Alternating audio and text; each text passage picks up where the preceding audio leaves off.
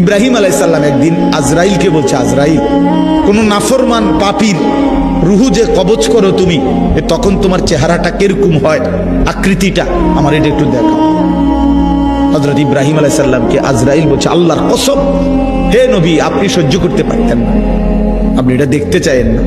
ইব্রাহিম আলাইহিস সালাম বললেন, না, আমার একটু হলেও দেখাও।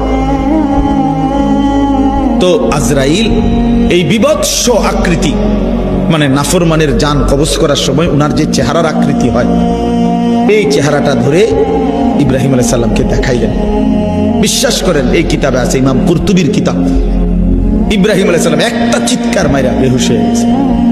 হুঁশ আসার পরে ইব্রাহিম আলাইহিস সালাম বললেন, আল্লাহর কসম, আয় আল্লাহ, মালিক আপনার কসম, কবরের আযাব, জাহান্নামের আযাব কোন নাফরমানের জন্য কিছুই লাগবে না, শুধু আজরাইলের এই ভয়ানক দৃশ্য জান কবজের সময় একবার দেখলেই তার সারা জিন্দেগীর নাফরমানির শাস্তির জন্য এটাই যথেষ্ট।